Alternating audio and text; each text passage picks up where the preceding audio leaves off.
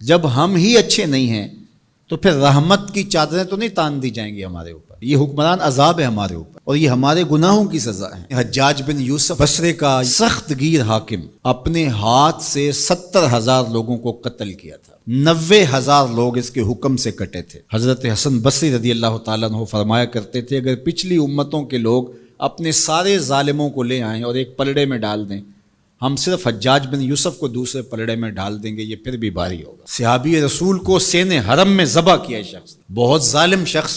تو کسی نے جرت کی، جرت کرنے والے ہر دور میں ہوتے ہیں، اور کہا کہ تو نے حضرت عمر کا زمانہ دیکھا ہوا ہے، اگر تو بچہ تھا اس وقت، ان جیسا انداز حکمرانی کیوں اختیار نہیں کرتا، اتنا بڑا ظالم کیوں ہو گیا تو حجاج بن یوسف نے جو جواب دیا وہ 2 لفظوں میں تھا. اس نے کہا تبازروا اتعمر لکم، تم ابو ذر بن جاؤ میں عمر بن جاتا ہوں. جب عوام اچھی نہیں ہوگی تو پھر یہی اوپر ہوگا. جب میں کہتا ہوں الہی میرے احوال دیکھ، حکم ہوتا ہے اپنا نامہ اعمال دیکھ. اور ایک روایت میں اعمالکم امالکم، تمہارے اعمال ہی تمہارے امال ہیں، جس طرح کے عمل ہوں گے اس طرح تمہارے اوپر مسلط کر دیے جائیں گے. بندہ سمجھتا ہے کہ یہ آ جائے گا تو شاید یہ اچھا ہوگا، یہ آ جائے گا تو شاید یہ اچھا ہوگا.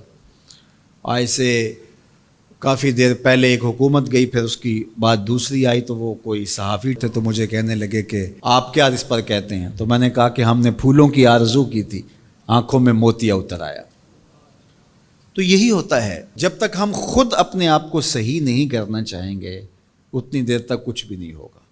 اور دوسری طرف یہ جو نظام ہے اس وقت ہمارے اوپر مسلط، ہم با دل نخواستہ قبول کیے ہوئے ہیں، اور یہ مشق تھی کہ چلو اس کے ذریعے سے کوئی بہتری کا راستہ نکلے، لیکن 70 سال سے وہ کولو کے بیل کی طرح وہی مشق ہو رہی ہے. سیاستدانوں کو تو یہ مسئلہ ہے کہ جمہوریت بڑی مقدس ہوتی ہے، ہمیں تو کوئی مسئلہ نہیں ہے کہ ہم اس کے قصیدے پڑھتے پھریں. جمہوریت ہے کیا؟ اقبال نے کہا تھا کہ یہ راز ایک مرد فرنگی نے کیا فاش، ہر چند کے دانا اسے کھولا نہیں کرتے. جمہوریت ایک طرز حکومت ہے جس میں بندوں کو گنا کرتے ہیں، تولا نہیں کرتے. چاہے ایک طرف 100 گدھے ہو جائیں اور دوسری طرف جو ہیں وہ سمجھدار ترین علماء ایک طرف ہوں تو وہ گدھوں کی بات مانی جائے گی. جمہوریت تو یہی ہے نا. اور ہم صرف ملک کے معاملات کے اندر جمہوریت کی رٹ لگاتے ہیں، باقی معاملات کے اندر ہم نے کبھی جمہوریت نہیں دیکھی. جب بیٹے کا رشتہ کرنے لگتے ہیں تو گھر کے افراد کو بلا کے، رشتہ داروں کو بلا کے ووٹنگ کرواتے ہیں، یا صرف گھر کے 5-4 وہی جو صاحب رائے لوگ ہوتے ہیں وہی بیٹھ کے فیصلہ کرتے ہیں. میں اپنے اس ادارے کے اندر جو فیصلہ کرتا ہوں ووٹنگ تو نہیں کرواتا. آپ اپنی فیکٹری کے اندر جو فیصلے کر رہے ہوتے ہیں تو وہاں ووٹنگ تو نہیں کروا رہے ہوتے لوگوں کو. آپ جو بھی معاملات زندگی کے چلا رہے ہیں، رشتے کرتے ہیں بچوں کے، فیصلے کرتے ہیں، کوئی چیز خریدنی ہے، کوئی چیز بیچنی ہے، اس شعبے کے ماہرین کو بلا کے رائے لیتے ہیں،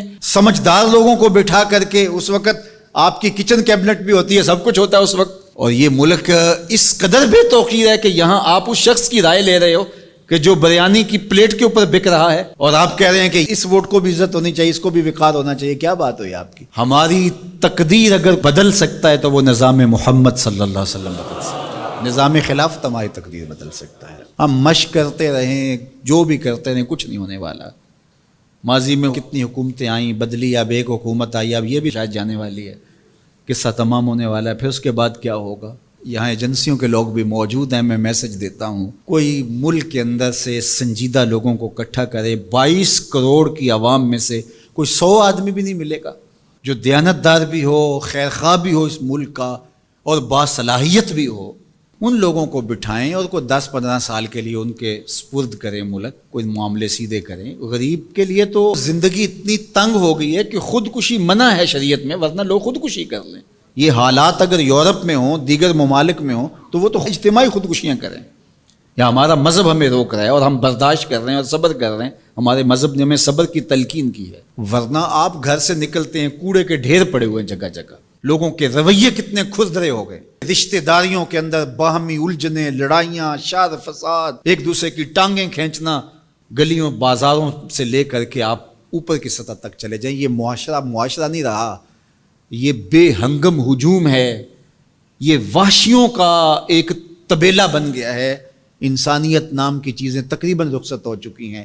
یہ زندگی گزاری نہیں جا رہی، زندگی گھسیٹی جا رہی ہے. ہم اپنی لاشیں گھسیٹ رہے ہیں. زندگی میں طمانینت، سکون نام کی کوئی چیز ہی نہیں ہے. ہر بندہ ہاتھ ملاتے ہوئے دوسرے سے ڈر رہا ہے کہ پتہ نہیں یہ میرے ساتھ کیا کرنے والا ہے. یہ تو وحشیوں کا معاشرہ ہوتا ہے، انسانوں کا معاشرہ تو نہیں ہوتا. لوگ غریب سے غریب تر ہو رہے ہیں اور چند لوگوں کے پاس دولتیں اتنی ہیں کہ ان سے شمار ہی نہیں ہو رہی. اور نفس کی کمینگی بھی ختم نہیں ہو رہی. کھا گئے لوگوں کو لوٹ کے, لوگوں کا خون چوس گئے. وہ کبھی آپ نے کوا دیکھا ہے جو بچے کے ہاتھ سے بھی روٹی چھین لیتا ہے؟